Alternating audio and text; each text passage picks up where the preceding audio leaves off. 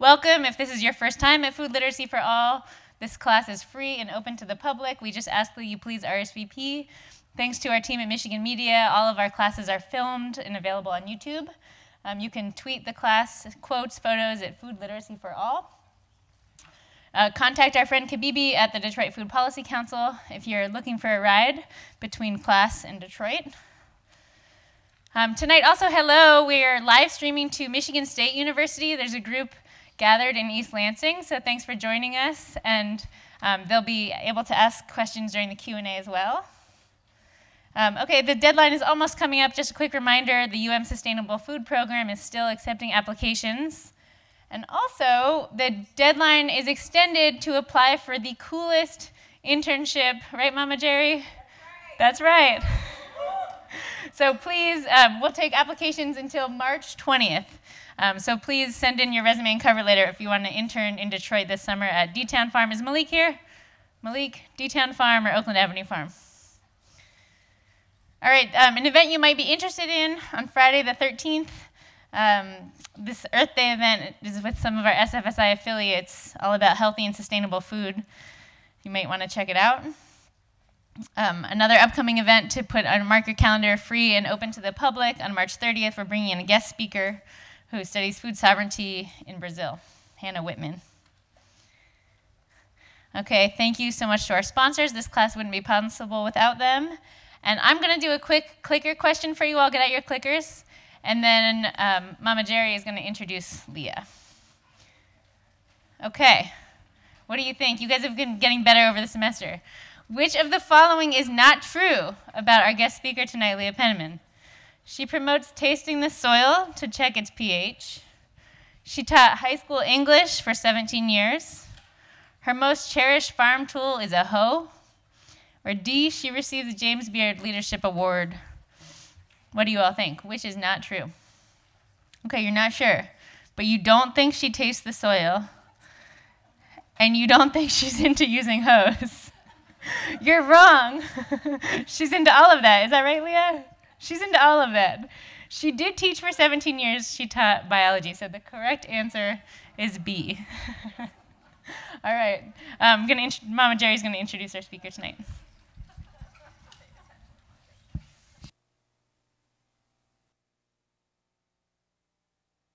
All right, hello, hello, hello, welcome back.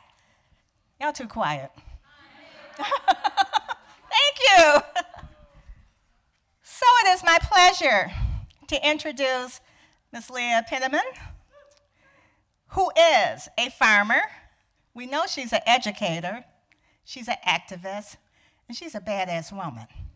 We're celebrating Women's History Month this month, badass woman.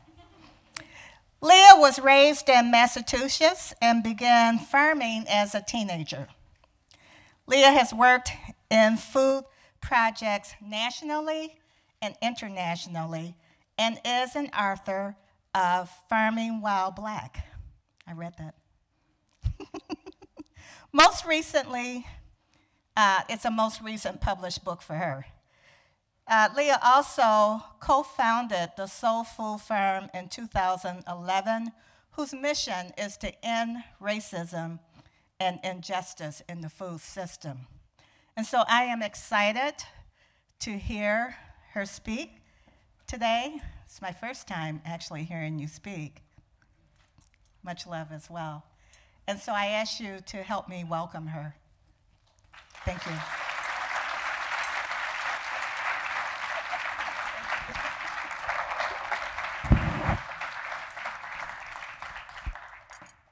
Everyone, thank you so much. How's volume? Are we good? We ready to go? As I throw stuff on the floor. Does anyone in this room eat food? Okay, awesome. Does anyone in this room live on land, like on planet Earth? Perfect. You are definitely in the right place. We all have that in common, and I believe that because we all eat food, because we all live on the land, we all should really care very deeply about justice in the food system because it impacts us. And I'm super excited to talk to you today about the work of Soul Fire Farm, why being a farmer is basically the coolest thing that you can do in this lifetime, right? And what we can do to make the food system great for everyone. So to start out, I want to give an opportunity for us to give thanks to our ancestors. And there's one particular ancestor that I want to call into this room right now. Her name is Susie Boyd. She's my grandma's grandma's grandma. And she and many other women, when they were living in the Dahomey region of West Africa, they were watching their cousins getting kidnapped, their aunties, their uncles, their babies, and into these ships from which there was no report back. They did an insurance policy. And their insurance policy was to gather up their okra, millet, cowpea, black rice, a goose melon, all their seeds that they've been saving for generations, and braid them into their hair, right? Believing against odds in a future on soil and believing that we, their descendants, would exist to inherit that seed. Right? And I know we're facing a lot in these times, and it's hard times, but I have to remember that if Susie Boyd could face that and still have the courage and audacity of hope to get a seed in her braid, like, who am I to give up on my descendants? Who am I to say, you know, we can't make a difference? And so I invite you in this moment to think of an ancestor that had foresight for you. Think of their name. And at the count of 3, we're going to call their name into the room loud and strong. Ready? 1, 2, 3. Ashe, ashe. I also want to give thanks and pay homage to Leah as well as the Anishinaabe, people who are the original and rightful stewards of this land, and to the Stockbridge-Munsee Mohican, who are the rightful stewards of the land where I farm. Even though my ancestors were forced here involuntarily, we still enjoy settler privilege because we're not Mohican and we're on territory where people were displaced and forced by genocide. And to me, it's very, very important that we all think about and also act in solidarity with original peoples. And that's going to depend on what those folks need. Like right now, the Mohican people are trying to stop a pipeline to go through, that's going through their ancestral burial grounds. They're trying to save some seeds that are at risk of being lost.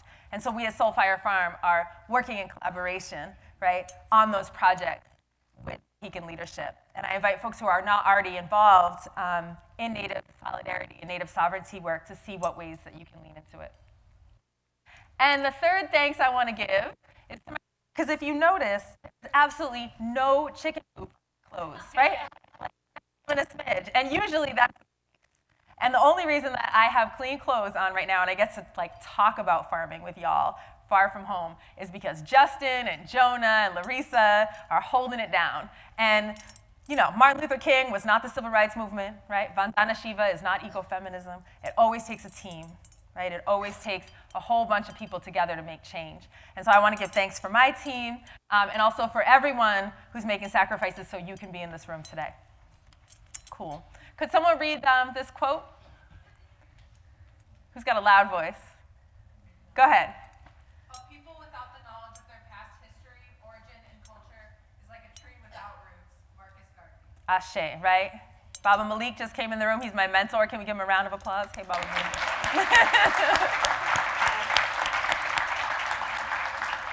So we're going to talk a lot about history right now because I'm going to put forth that the food system is not actually broken. It's actually working exactly as it was designed. And it was designed to concentrate wealth and resources in the hands of a few people at the expense of most of us. Our great-great-great-great-grandmothers didn't just braid seeds into their hair. They braided a whole lot of wisdom, a whole lot of knowledge, right? A lot of the things that we think about as sustainable agriculture, cooperative economies, right livelihood, those are Afro-Indigenous ways of knowing. Raised beds, right? Give thanks to the Ovambo people of Namibia.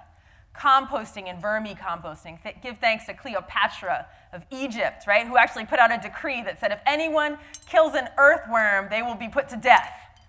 That's what she said in 50 BCE. Now, mind you, I am not into capital punishment at all, right? At all. But she recognized the importance of the earthworm for the fertility and the sustenance of her people. So if you go take a soil core all the way down, right, you will see that the worm castings during her reign are 10 times higher than before or after. The USDA did that in 1949, right? You want to talk about rotational grazing. You want to talk about sustainable rice production. We give thanks to the Mende and the Wolof people. You want to talk about terracing. We give thanks to the Fanyaju of what is now Kenya, of preventing erosion on the hillsides. Credit unions came from the women's susus, the cooperative lending societies. Our idea of mutual labor comes from the Dokpwe and Dahomey. It wasn't just seeds, y'all. It was basically all the rich, beautiful wisdom that we have about what it is to live on this earth and feed our communities without destroying the earth and those communities, right? But what happens when our folks get here? There's a whole other situation going on, right? Anyone recognize this picture? What is it? What's the concept? Manifest destiny, right? This is the erroneous idea that white Europeans have the God-given right to colonize the continent from sea to shining sea. And this idea was invented around 1455 by Pope Nicholas in the Catholic Church, who put out what's called the Doctrine of Discovery. It said that white Christian nations had the obligation to go forth, enslave, colonize, and pillage non-Christian, non-white nations, which became the beginning of the Age of Discovery, the Nina the Pinta, the Santa Maria, Columbus sailed the ocean, all that, right? That was sanctioned by the church with the idea, right, that white Christians would bring the lights of Jesus to the savages. This concept of the Doctrine of Discovery became the basis for U.S. property law. In 1823, the Supreme Court, in the McIntosh decision, which was nicknamed the Finders Keepers Law, upheld the idea that indigenous people actually were not sovereign, but rather domestic dependents. And as soon as a European put down a flag, that land became part of the colony. The Supreme Court upheld the Doctrine of Discovery many, many more times, most recently in 2005, when the Oneida Nation in my home state of New York sued the county for some of its unceded territory, and Justice Bader Ginsburg handed down the majority decree that under the Doctrine of Discovery, the Oneida Nation was not sovereign and did not have any right to its territories. This is not over. The entire food system is based in stolen land, and it's also based in exploited labor. Right? We know that 12.5 million black people survived the journey across the Atlantic. At least 2 million souls rest in the bottom of the sea. And people weren't like snatched up because of strong backs and big biceps. Right? What's the climate like in Northern Europe? Cold. What's the climate like in Cuba, Brazil, Georgia, Florida? Who knows how to farm that? Us. They literally went community by community and kidnapped the very best farmers, right? They took the Wolof and the Mende and brought them to North and South Carolina because they were rice farmers and they needed rice growers. Look at the work of Judith Carney, the anthropologist who wrote Black Rice, for more history about this. But it's important to recognize that the $10+ trillion agricultural industry was built on the back of the unpaid labor of agricultural experts from Africa. The idea of building a food system on exploited labor and stolen land did not end with the Emancipation Proclamation, because there was a cute little exception in the 13th Amendment. Anyone know what it is? No slavery except what? If you've been convicted of a crime. So suddenly, 1865 rolls around, there's a bunch of new laws on the books. Black people may not loiter. What's loitering? Standing around, y'all bunch of loiterers, up to nothing, right? Vagrancy. Black people can't be vagrants. What's that mean? Not having a job, specifically not having a year-long contract on a farm. Not being upright and honest became a crime, the punishment for which was to have your children taken away and apprenticed to their former masters to learn morality. It was the beginning of the state taking away people's children, right? And you look at what young black men and women are picked up for these days: truancy, vagrancy, loitering, right? Very, very similar. It started in the late 1860s, and the prisons filled with black people who were then leased through convict leasing back to the plantation, to the mines, and to the railroads. This was not a footnote on history. 73% of Alabama's state budget in the late 1860s came from leasing African Americans back to plantations to do unpaid labor, right? And the people who were not convict lessees were sharecroppers. Sharecropping is a debt peonage system where, you know, the former master owns the mule and the seed and the house and your clothes and the land and your everything. And then you pay for all of that in a share of the cotton. But most sharecroppers ended up more poor at the end of the season and owing cotton at the end than they did at the beginning, even working those 80-hour weeks. And you can't leave Contract, you go to jail. Fannie Lou Hamer, among many brilliant things, when she was a child, she grew up as a sharecropper. And she noticed one day, this is an elementary school age child, right? She noticed one day that the plantation owner was doing something funny with the scales, so that every time you went to weigh your cotton, it seemed like less than it really was. So she went in the middle of the night and fixed it. She said, that's the day I became an activist.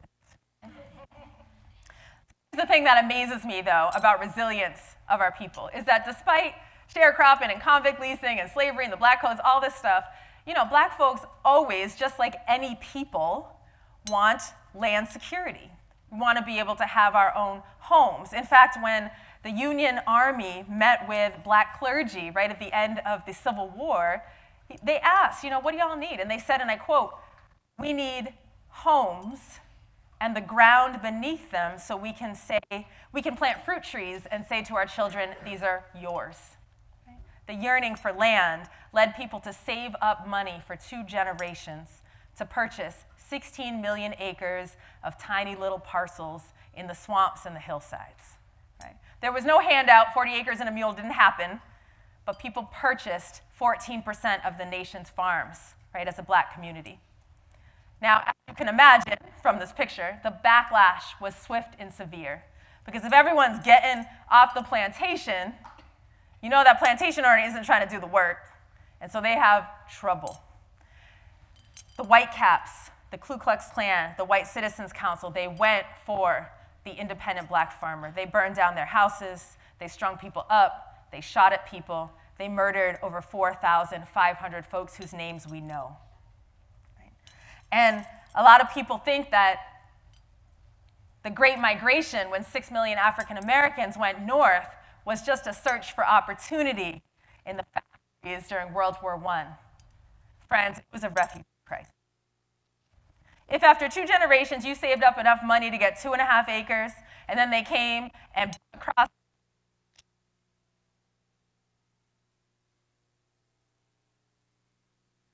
6 million people fled for their lives.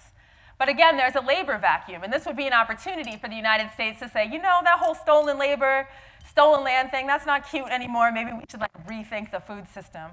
But instead, the United States starts thinking, well, who else can we exploit next? Picture represents?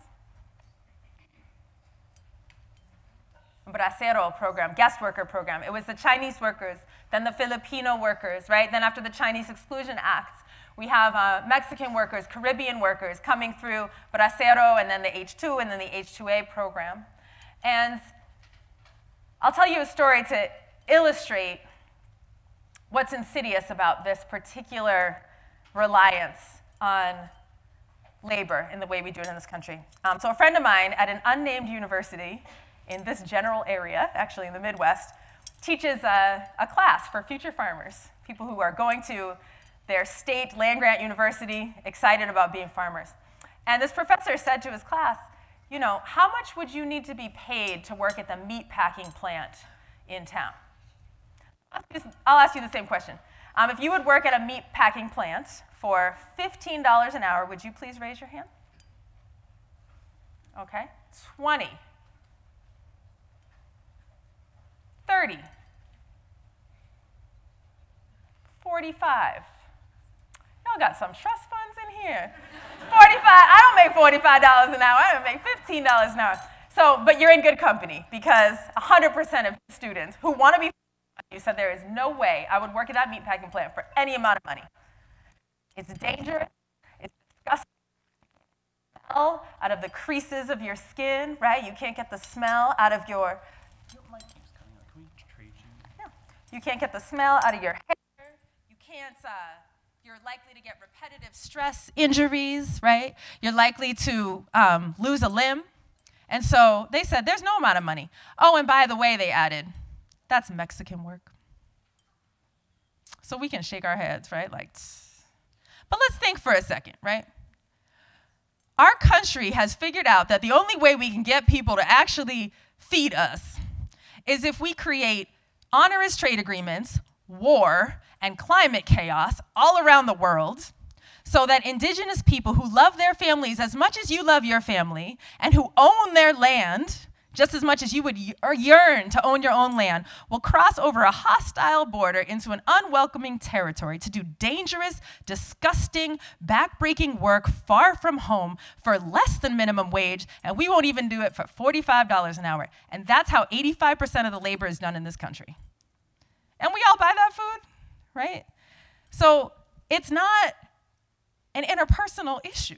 Right? It's a systemic issue, and it's baked into our laws. In the 1930s, when we finally got some labor laws up in here, we're talking about the original New Deal, not the Green New Deal, right? The original New Deal, Social Security, the 8-hour workday, the 40-hour work week, the overtime pay, the right to associate and collectively bargain and form unions. This was highly progressive legislation. And to FDR's credit, originally it was going to include everybody. But you know, the Southern Democrats, they were not going to vote for this if it benefited people of color. And you can read those committee reports, and they said the N-word and everything right in there. I will not vote for that. So they put some exclusions in those laws. Farm workers and domestic workers, who were, go figure, black and brown people. And they haven't updated that. The Fair Labor Standards Act, the National Labor Relations Act, still don't include farm workers. If you're a farm worker and you work on a small farm with less than 7 employees, there's no federal minimum wage. No right to unionize. No right to a day off in 7. 2020, y'all. Hasn't changed. So, of course, not everybody left the South. A lot of our folks stayed and fought. But unfortunately, the one agency that should have been on their side turned out to be their enemy number one. Anyone know what the USDA stands for? I mean, like, you better, you're in this class, right? The U.S. Department of Agriculture, their job is to make the food system work. They are supposed to give farmers loans, crop allotments, crop assistance, technical assistance. That's their job. But the county level is where you get that stuff. You got to go to the county, you got to apply. And if there's a racist county, you're going to have racist outcomes. And that's what was happening for generations. Black farmers would go during a drought to get a loan to put in irrigation. Oh, I'm sorry, Mr. Smith. Did I see you down there trying to register to vote? Can't seem to find any application papers for you, right? And Pete Daniel wrote about this in the book Dispossession. Time and again, black farmers turned away. Their farms end up foreclosing. Went from 14% of the nation's farms down to 1% of the nation's farms. The U.S. Commission of Civil Rights in their 1962 and 1982 reports said that the USDA was the #1 cause of the decline of the black farmer. To the credit of my elders, they decided to sue the government. They actually won the largest civil rights settlement in the history of this country in 1999 in the Pigford v. Glickman case. But unfortunately, by that time, most of the plaintiffs were in their 80s and 90s. They'd already lost their farms. And when you divided up the settlement, everyone got $50,000. If anyone's tried to farm, you know you can't even get your tractor back for that much, never mind your land. But it was an important symbolic victory because it showed the world that black farmers didn't decline because they didn't know how to farm or didn't want to farm, but it was because of all these forces aligned against them. So let's follow folks up north, right? Anyone ever heard of Zillow before? Anyone ever look on Zillow? So I'm going to tell you a little story, and you tell me why my jaw dropped all the way down to my chest. So I was looking on Zillow because I wanted to make a map of the neighborhoods where we deliver the food that we grow on our farm. And I put in the zip codes of these different neighborhoods, and they were all outlined in red on Zillow. Why did my jaw drop all the way down to my chest? Redlining. Redlining, which is supposed to be illegal since 1977, is the policy that the federal government helped create, again in the 1930s, golden era, where they had maps commissioned that ranked neighborhoods from most desirable to lend down to least desirable to lend, and black neighborhoods were outlined in red, and banks were told do not give mortgages within those red outlines. At the same time, the government gave zoning recommendations to municipalities to prevent the intermixing of inharmonious racial groups. In other words, black and brown folks stay within the red line, banks don't give them a mortgage. That means, for example, that after World War II, when the GI Bill was giving zero-interest mortgages to all the veterans, in my area alone, just in the Capital District, 67,000 mortgages were given out. Black and brown people got less than 50 of those mortgages.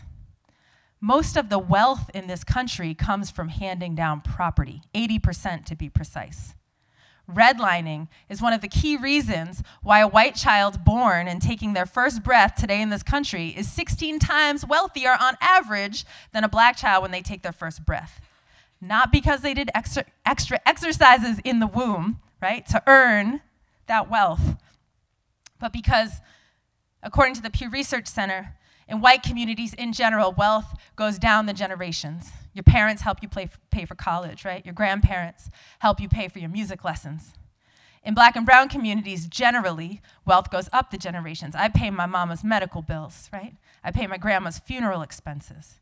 And so we have the results in our communities where we're living in a situation where our zip code is the #1 determiner of our life expectancy, right? Where black and brown people are much more likely to suffer from diabetes, heart disease, kidney failure, and other diet-related illnesses because of that zip code, not because of poor choices.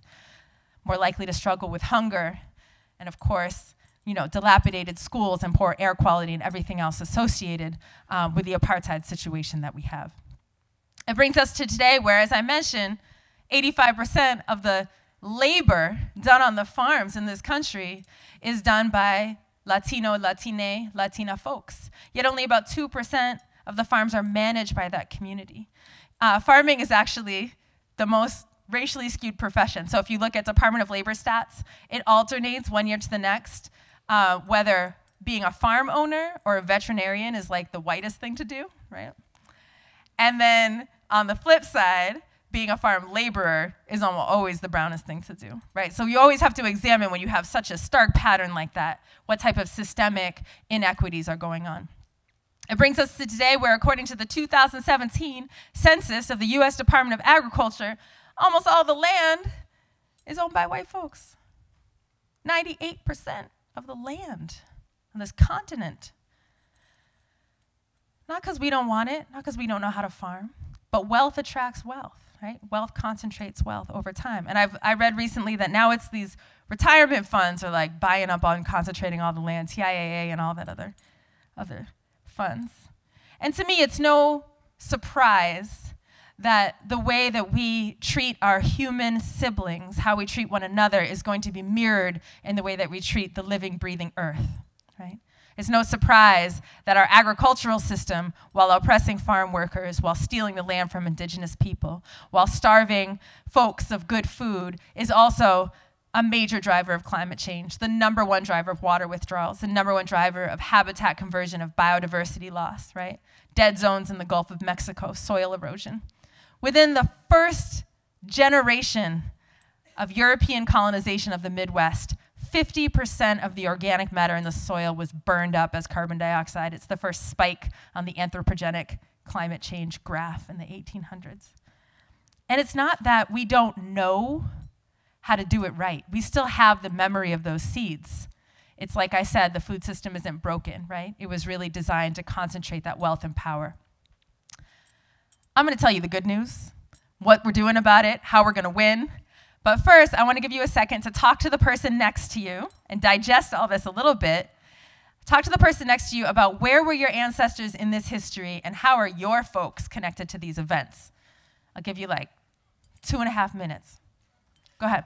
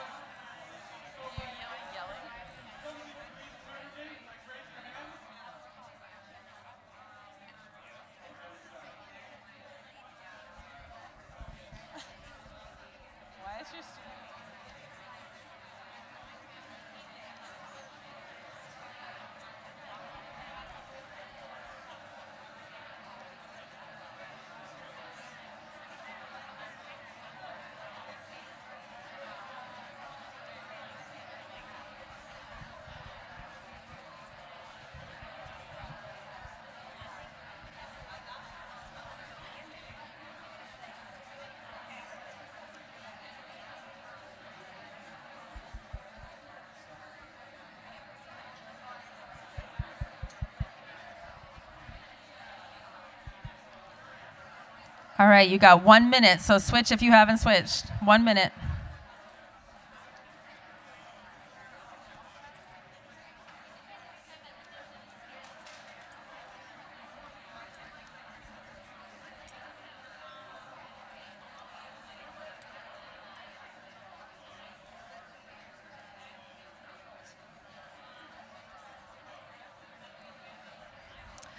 When I say free the people, you say free the land, free the people.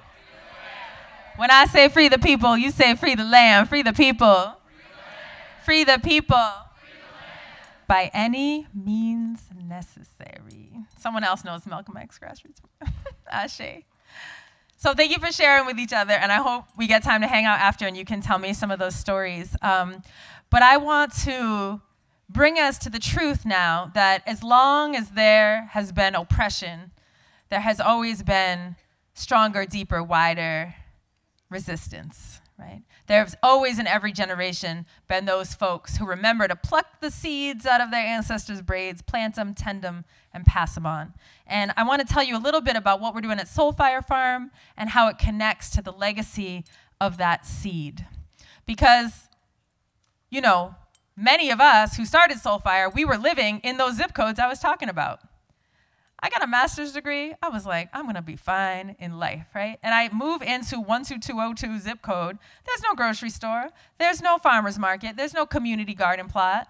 I don't have a lot of money. I don't got a car. There's no public transportation.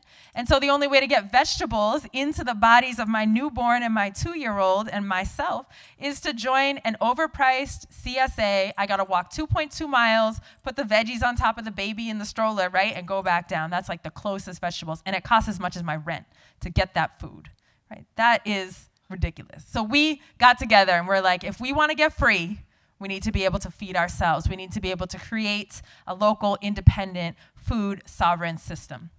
So Soulfire Farm, we're on 80 acres in Mohican territory in upstate New York outside of Albany. We are a co-op of 8 folks living and working together with a mission to end racism and injustice in the food system. And there's 3 basic ways that we do that. Basically, we farm, we educate, and we mobilize. And the first and most important thing is, of course, the farm. And I'm not talking about like a Twitter farm or like an Instagram farm where you just like post pictures of a plant. I'm talking about snow, sleet, hail, sun, mud, like broken high tunnels and heaters, like a farm. And so we raise vegetables, medicinal herbs, fruits, sheep, chickens, ducks, bees, mushrooms, all the things, right? All the wonderful things. And we grow all that with the goal of what we call solidarity sharing. So first and foremost, we're feeding the community who comes to the farm. We've got between 5,000 and 10,000 plates coming out of our kitchen every year because of how many people come to our training programs. And then everything else we have left over, we do solidarity sharing, which means that we're making sure the people in our community who need the food the most are getting it. In our case, it's returning citizens and the families of incarcerated people. So that food's going to the Center for Law and Justice. It's going to the Victory Bus Project. And it's also refugees and new Americans, large population in Albany, who we distribute food through the Refugee Welcome Center. And it's been so powerful because, you know, we're poor. We didn't have a trust fund. We bought some marginal lands, and all the farmers who had the nice land down in the valley were giving us a lot of side eye. Like, you cannot grow vegetables in Grafton. Y'all just going to fail. We're like, we will show you. So we took our Afro-Indigenous practices. We built that soil up. And this is the vegetables. They're beautiful, right? So we feel very, very proud to be able to nourish our community and also to participate in regenerating the soil, right? But we didn't make that up. Who are these rememberers who knew what it meant to feed the community? Anyone know? Yeah? The Black Panther Party. You know, most of the time, what they were up to was feeding children. 20,000 children every day in Oakland, as an example. They were also up to the business of bringing elders to their appointments, running clinics, running schools, visiting political prisoners, right? Raising bail money for folks. That's mostly what they were up to. And so it wasn't until they established their free breakfast program that the federal government got it together to actually get free breakfast in the public schools, right? So we give thanks for those rememberers. Now, as I mentioned, all this food we grow, we're committed to leaving the land better than we found it, right? That means, as our fellow farm manager Larissa Jacobson would say, our job is to call the carbon back into the soil where it belongs. Mulching, cover cropping, permanent raised beds, no-till, perennial polycultures, all these ancestral traditions we use, and we watch year by year, right, as that topsoil builds up, year by year, as that organic matter increases percent by percent, as the pollinators come back. And we do this with 2 certifications. We have a naturally grown certification, and we have a food justice certified, which is a label y'all should check out, because it shows that you're committed to worker rights on your farm, living wages, good housing conditions, fair treatment, shared decision making. It's the only label that tells you how people treat their workers, right? And we build all our own buildings too. Adobe, cob, straw bale, solar, timber frame, like literally our buildings made out of the very mud of the earth upon which we stand. 18 species of wood in our community center. And all of it is clustered together to make sure that most of the landscape is left for the wildlife. But we didn't make that up either, right? Who are these rememberers who carry the seed forward? Dr. George Washington Carver, right? This man right here is the father of organic agriculture, United States, Tuskegee University, 1890s to the early 1900s. He had a whole generation of farmers in the time of cotton monocropping and just destruction of the soil. He got a whole generation of farmers to do cover cropping with legumes, composting, right? To be silvopasturing their pigs through the oak forest, which is like supposedly a new discovery, right? All of these things. And they were skeptical. They were like, wait, you want me to not plant my cotton and instead plant some beans and like turn them in to feed the soil? That sounds like a great idea. He's like, no, the Bible wants you to do it. Look, here in Psalms, it says, whatever you do unto the least of these, you do unto me. And God was talking about the earthworms, right? He's literally quoting scripture to get farmers to go organic. This brother over here, Baba Watley, Booker T. Watley, right? Anyone ever hear of farm to table before? Okay. So people thought he was nuts too. In the middle 1900s, all the farmers were trying to get their food out through wholesalers, middlemen, right? But the middlemen aren't paying the black farmers any time of day, giving them low prices or not buying their accounts at all. And he says, let's forget about that. I have a theory. I think that those city folks, they miss the country. They miss the country not enough to come actually work in the country, but they miss the country enough to want to feel part of something. So we're going to offer membership to our farms. And with your membership, you get a wholesale discount. You get access to whatever's ripe every week. You get the opportunity to get a newsletter where you can help name the sheep, right? And you can come to the farm and pick your own vegetables. People also were like, nobody is going to come pay you to do your work.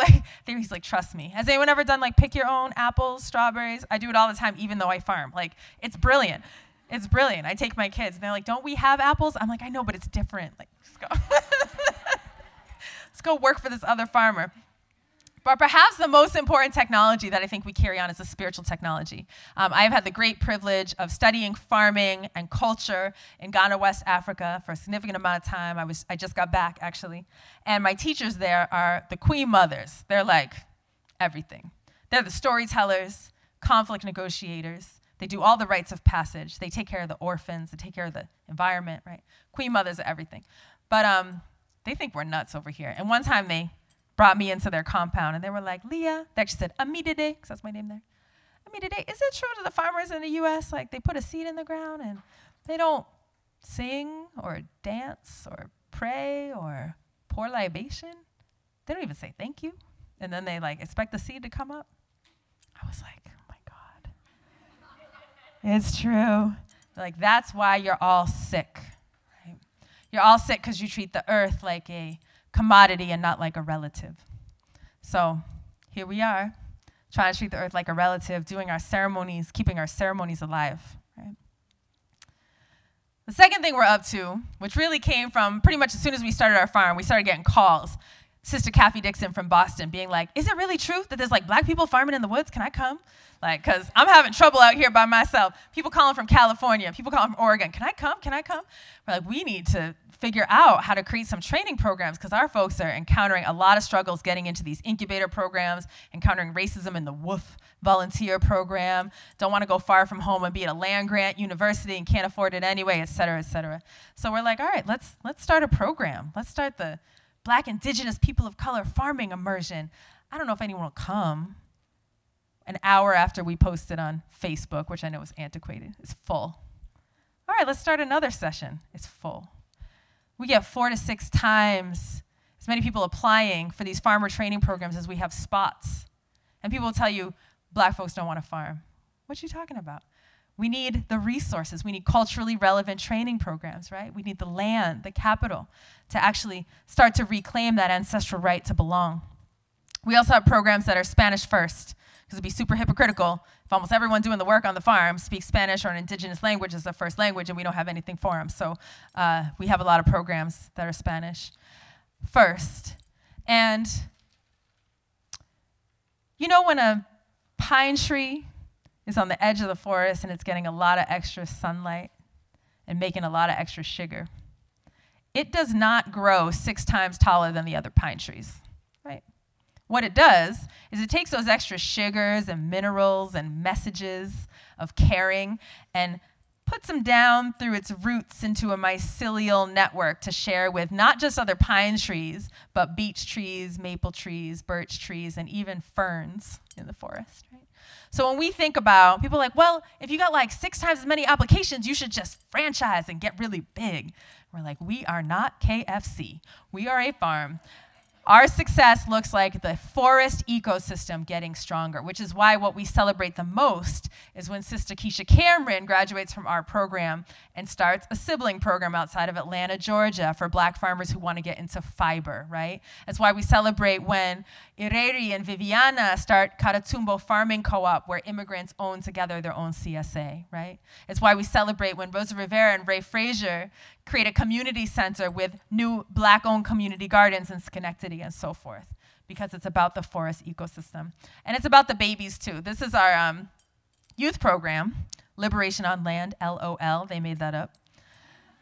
I will tell you, the first year we started this camp, we thought it was going to be like a rites of passage. And after a rites of passage, you are done, right? You like go to the sacred grove and you get your name or whatever, and then you're done. But then they all came back. This is the 4th year, y'all. It's the 4th year because they love the land and they love each other and they want to keep growing. These are their ancestor staff, so that anytime they don't know which way to go, they know how to call their ancestors and figure out the right direction for what's next. So as was mentioned, I was not an English teacher, I'm a biology teacher, super duper science nerd. Like my favorite class to teach is on cation exchange capacity because I just love the nutrient holding, negatively charged clay ions and how they grab that magnesium, and I just think of metaphors.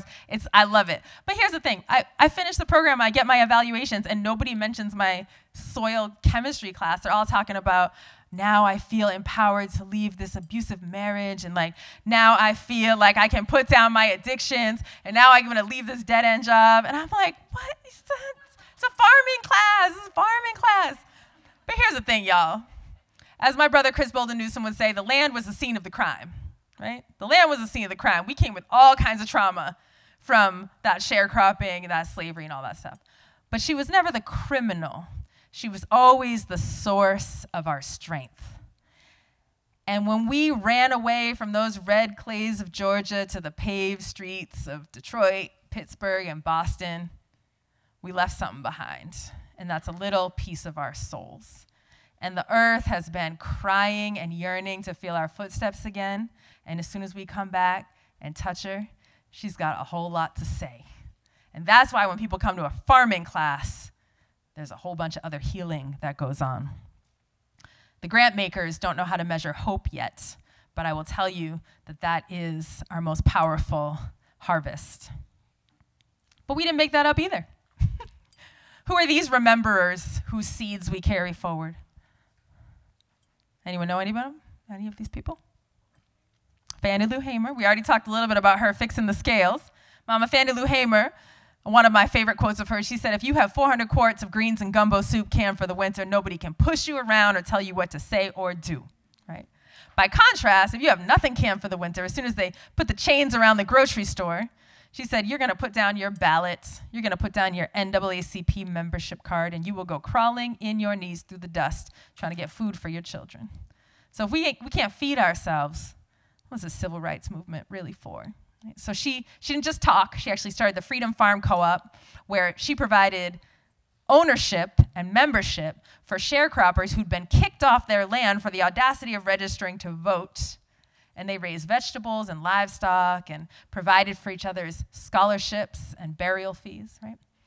Around the same time, Mama Shirley Sherrod and Charles Sherrod, together with 500 other black families, started the first ever community land trust in Albany, Georgia. They had 5,700 acres together. And land trusts, for those who don't know, are a powerful neo-indigenous, I will say, land ownership model where there actually isn't ownership, there's collective stewardship. And the reason they wanted to create that is because they went around the world and studied our old ways of holding land together. And they said, this idea of private land ownership doesn't fit our culture. What can we do differently? And came up with the land trust, right? Now there are hundreds, if not thousands, right? Came up with co-ops. The third and final thing we're up to is movement building. And this came from one of my elders, Baba Halfkenny, who was a civil rights veteran, survived all prison and, assaults and all that for his participation. And he was like, your farm is cute. You got carrots and like kids with sticks pounding on the ground. It's nice. But do you know what actual black farmers did during the actual civil rights movement? I said that I didn't. He said they were the backbone of the movement. There would literally be no civil rights movement without the black farmer. It's not like the freedom riders could rent out the Sheraton for their symposium, right, to discuss. It's not like you could stop in a coffee shop and plan your next protest. So the black farmers was the only place you could go. They put up the housing, the meeting space, the meals, the fix your shoes. They leveraged their land as collateral to pay your bail money to get you out of jail when you got arrested. And they watched out for the night riders and would fell a tree in the road just in time to slow them down so you could get away with your life. Quite literally, there'd be no civil rights movement without black farmers. And so Baba Halfkenny was like, so what's she going to do next, right? So we try to get more involved with how can we leverage this farm and this community towards systemic change. Part of that systemic change is reparations, which I know for some people is a four-letter word. It's really a simple concept, right? Imagine your neighbor came over and stole your cow in broad daylight and everybody saw it. 2 weeks later, the neighbor comes over to your door, tears in their eyes, being like, I'm so sorry I stole your cow. I really feel bad about it, but I'm going to make it up to you, right? Every week for the rest of the cow's life, I'm going to give you half a pound of butter. What would you say? I would like my cow back. It's kind of obvious, you took my cow back. But this is our society is all about the butter. How about we just give you a couple little scholarships over here, a little reservation over here, we'll apologize and cry, and then that'll make it okay. But the land, 98% of the land is taken. $10 trillion of wealth is taken, right? And we haven't gotten over that. There's still a wealth gap. There's still a lands gap. There's still a labor gap. And so we're not letting the government off the hook. But in the meantime, we're encouraging people-to-people reparations. That means if you got something that really ain't yours, give some of it back. That's it. And people put projects on the map. You can find them. You can give them land. Give them the 40 acres and a mule, or a hug, or whatever you got. Some time, free meeting space, fiscal sponsorship, right? So we've had a lot of matches. People who were into the reparations map said, we need to create an organization for this because a lot of folks want to give land, but in order to give land and make sure that it doesn't get lost again, we need to hold it in trust. So we started the Northeast Farmers of Color Land Trust, which is an indigenous and black collaboration with deep indigenous consultation of all of the 12 tribal nations in the Northeast.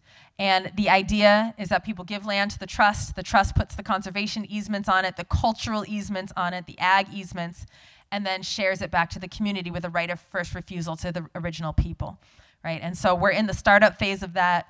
We should have some first land transfers by December of this year, which is very exciting. I don't know what happened to my picture, but storytelling is the way that stuff gets done. And I didn't used to believe it. I was like, I need to get back to my greenhouse because that's the real work. But I swear to you, after every single time that I or any one of the 30 people who are involved in our griot collective go and tell a story, someone's going to get a farm out of that. Or someone is going to realize that they want to be a farmer and come to a program. And so we use the power of story to catalyze action. And this exists beyond the borders of the so-called United States. The people closest to the earth are who know the taste, smell, touch of solution. It's the peasant farmers of the world. And I personally believe that through intercambio, or exchange of ideas and knowledge and resources, that is how we're going to come up with solutions toward global food sovereignty. So we have sibling farms in Haiti, in Vieques, in Ghana, in Mexico, and most recently, last time we were in Haiti, we were installing irrigation systems because the hurricanes had wiped out the crop. People needed to plant a second crop during the dry season. And it's so powerful to see. I mean, they literally needed like $600 to buy this pump. So we raised it, we got the $600. By the next day, 27 farms are irrigated because everyone has that power of combit, right? That collective labor, where they know by the time that pump gets here, we're already gonna have dug the ditches to everybody's farm, and we all coming out, and someone's already cooking, and someone's already got the brass band going, and then the farms, and everyone's planting by the next day, right? And we can't figure out what to do about this virus, never mind how to, take care of ourselves and feed ourselves.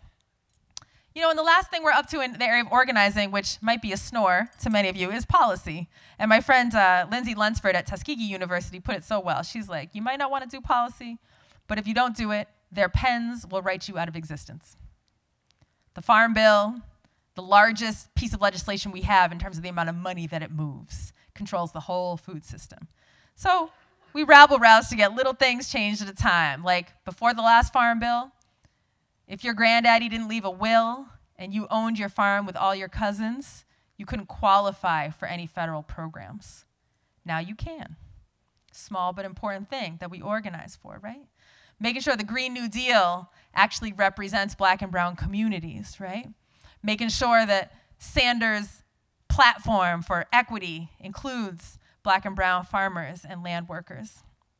But we didn't make that up either. Who are these rememberers? Chavez, Huerta, Larry Eatsleong, the Immokalee workers, right? We have we owe a lot of credits to the farm worker movement for teaching us how to organize to change policy.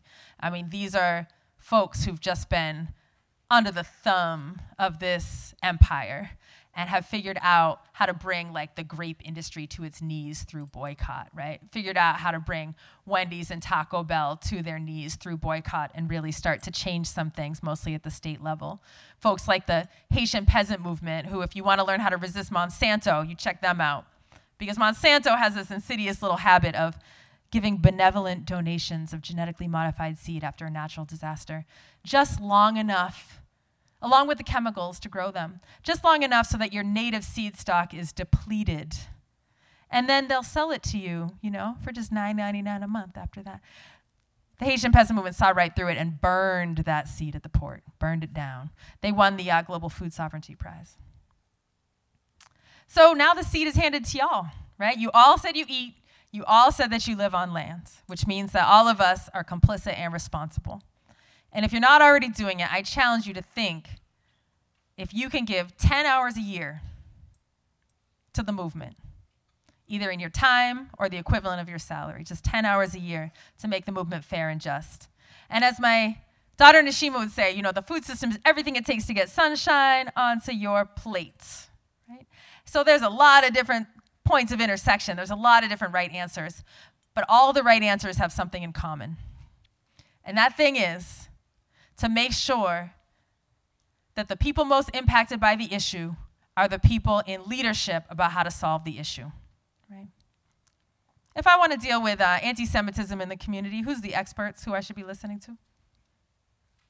The Jewish community, right? This is obvious, experiencing it, right? If I want to deal with or support the nurses who right now are really struggling because they don't have the right training or protective equipment to deal with this outbreak, I want to get involved with that. Who should I listen to about what needs to be done? The nurses. Not a trick question. If I want to deal with racism in farming, who's the experts? Black and brown farmers, indigenous farmers, right? And so it's really as simple as, how do I give my time, my money, my land, my platform, my C3 status, whatever I got, to these Black and brown-led projects, right? On their terms, not on my terms. And there are so many shout-outs that could be given, including Baba Malik, Mama Karen, Baba Dennis, right? Mama Gail, Katrina Baxter. There are hundreds of organizations led by the people most impacted. Many of them don't even have a staff or a website. They're so underfunded that could use support. And we took some time on our website, soulfirefarm.org, to list and compile these organizations, which are many more than you see here, if you want to check it out. And let me know if you know others, because we're always adding to it and trying to encourage people to support the front lines. So I am going to conclude by reading you one of my all-time favorite passages, which is even more special and sacred because its author recently joined the realm of the ancestors. It says, see what you can do. Never mind you can't tell one letter from another. Never mind you born a slave. Never mind you lose your name. Never mind your daddy dead. Never mind nothing. This here is what a person can do if they put their mind to it and their back in it. Stop sniveling, the land said. Stop picking around the edges of the worlds. Take advantage, and if you can't take advantage, take disadvantage. We live here on this planet, in this nation, in this country, right here, nowhere else. We got a home in this rock, don't you see? Nobody starving in my home, nobody crying in my home, and if I got a home, you got one too. Grab it, grab this land.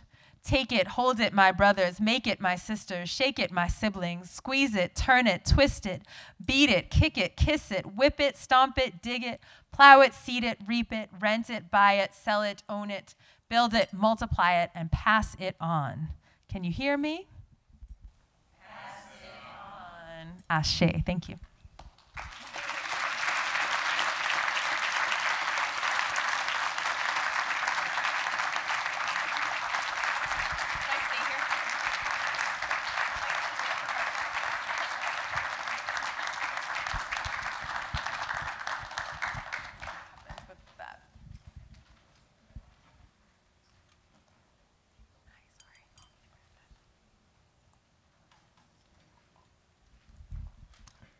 I think we have 13 minutes for questions, so if anyone has questions.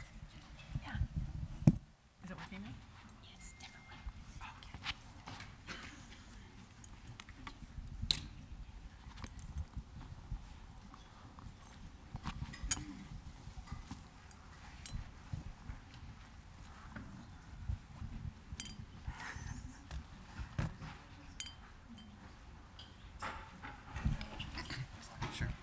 My name is Nestor. Thank you for your speech. I mean, your lecture was great. I have a question.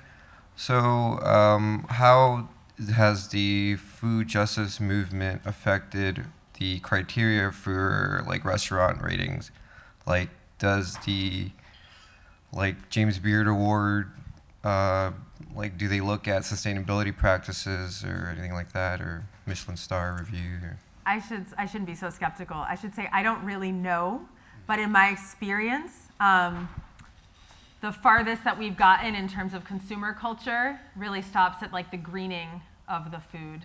I haven't seen any label or any big publicity around farm worker rights. Even front of house, back of house stuff is largely invisibilized. I think there's a long way to go in that. Yeah.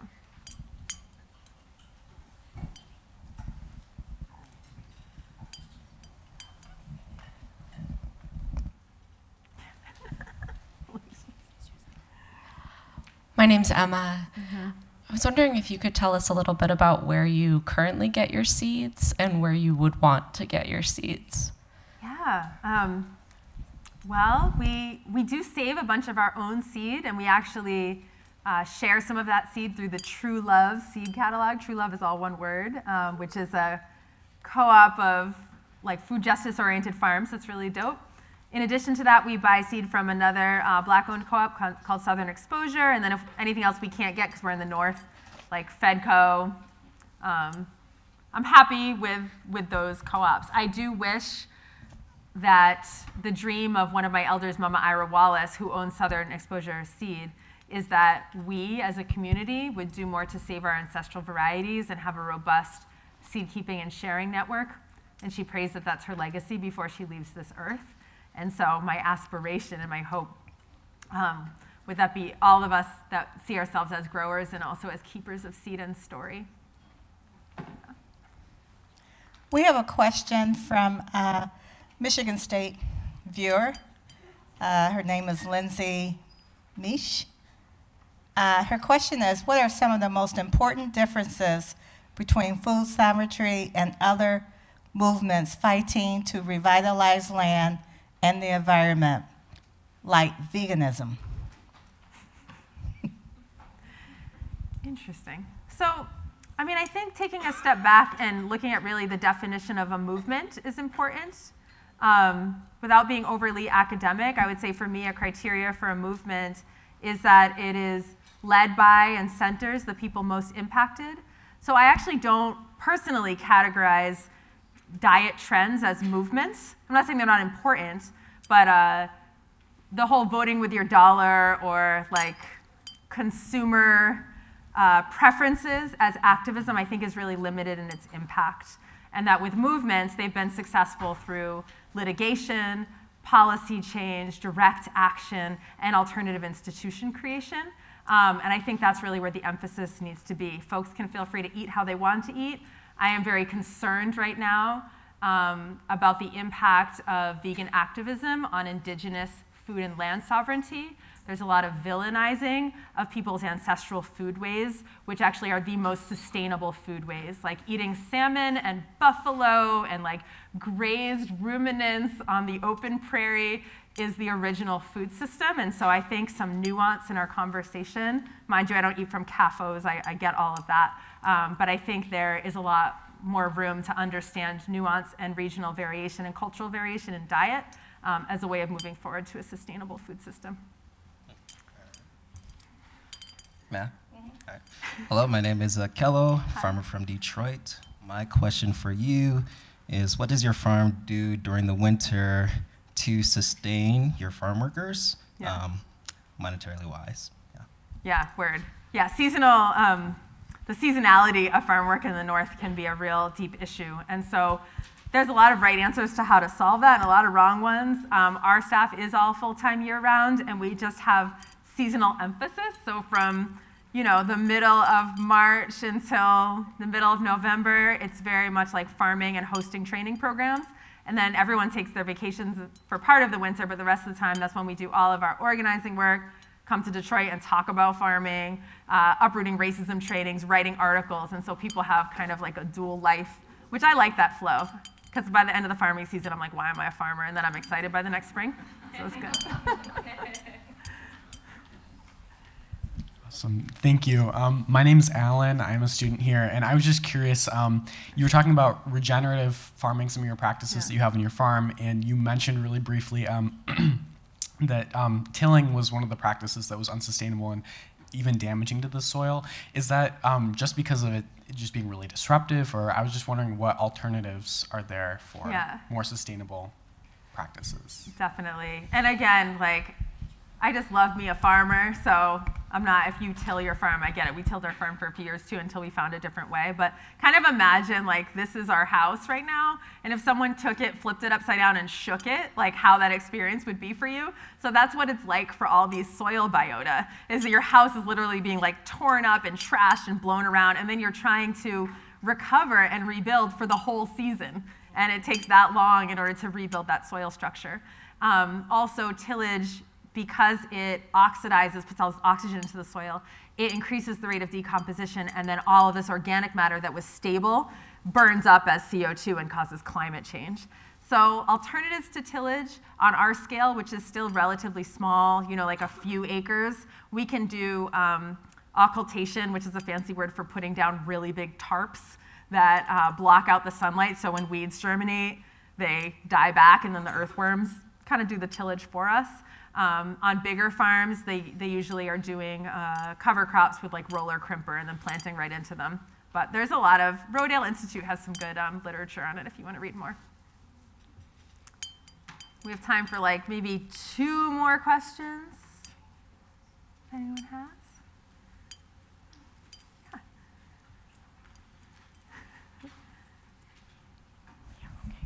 Hi, my name is Catherine, and I'm a faculty member here, and I'm also a farmer. And I loved your enthusiasm for farming, and I'm very impressed with all the things you're doing. And I'm not suggesting that you have more to put anything more on your plate, but I'm wondering. I'm sure you've thought about how might you scale up the wonderful grassroots efforts that you've started and that you've connected with to more substantially transform the food system, because we know that.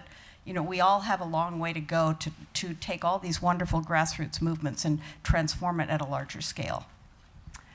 It's a really good question, and I mentioned kind of metaphorically this idea of like mycelial growth and creating these hubs. I think we still have a lot of base building to do to have the political power to make the changes we need to make.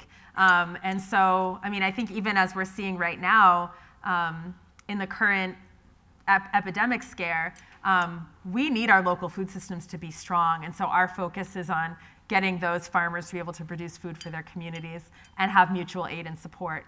And then for like the scale up, what we do is we're ears to the ground. So we have thousands of alumni in our network. We listen to what they need, and then we're translating that to Heal Food Alliance, the National Young Farmers Coalition, these lobbying groups who are then pushing for policy so that hopefully, like Costa Rica, they actually pay farmers a monthly wage to sequester carbon and protect pollinators and infiltrate water. Like, imagine what that would do for the farm economy if you could count on a certain amount of income just for your sustainable practices. So we're kind of like the grassroots and also the policy. Yeah. Hi, Leah. Hi. What's your take on seasonal eating? I feel like you have a thought about seasonal eating that you want to share. No, just like, how do we talk about it, or how do we engage with that? Because it's not really that way anymore. So seasonal eating is the idea of like eating what's locally available in the season where you are. So like right now it would be a whole lot of freaking root vegetables, like turnips, and like, it's complicated. I think where it gets complicated is that anytime you try to do a one-size-fits-all diet, you're very quickly doing like colonial imperialism. And so we are a diverse community. We have cultural foodways and we have cultural ingredients. And there's a certain amount of local substitution you can do. Like a sumac berry can sort of taste like a lemon if you get it just right in your ingredient, but not really. And like there's nothing that replaces a plantain and like a, that type of thing. And so I personally am very excited about some of the trade routes we have going between like Southern and Caribbean Black farmers and Northern Black communities, using biodiesel, all, like doing the best we can, but making sure that we're actually supporting local farmers, even if they're not within our stone's throw. And I eat, 70% seasonal, so it's complicated. Maybe one more, if there's like one more. What? Shop at Argus if you live in Ann Arbor. Why? Local food market. It's all local food. Okay, cool. I think we can squeeze in one more. I can talk fast. Yeah. Right here. There's a question. Hi, Leah. Hi. Stavros, also more of a food systems worker in Detroit. And thank you to all the wonderful Detroit Black farmers that are here today. You guys have been holding it down for a really long time, so props. I guess a little bit on that, as we've seen, especially the last few decades, the proportion of farms that are your size, you said 80 acres, so like 10 to 150 acres has drastically declined, that like mid-grade size family farm. And so a lot of the conversations that I have with people who are skeptical of local food or skeptical of slow local food is, oh, well, we can't feed the world without industrial agriculture. And I'm like, well, no, the world feeds itself on indigenous and local food. So like, I'm curious as to what you say to these people, because then it's like, oh, well, there's research and this and that. And I'm just like, how do you frame that conversation? I mean, I just throw mad facts at them. I'm like, still 70% of the world's food is grown by smallholders.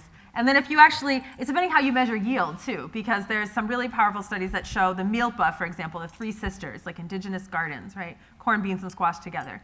You're gonna get 40% more productivity, calories, right, per acre than you would if you grew each thing alone, right? Because of the way that the synergy between the different heights and da, da, da, da. And so it's just not factual. It's not actually factually true that you need that scale of agriculture to feed the world. It's actually less productive per acre. The thing that it's more efficient in terms of profit, which is why the USDA policy has been get bigger, get out since like the early 80s. So, anyway, on that happy note, y'all, free the people, free the land, keep it real. Before everyone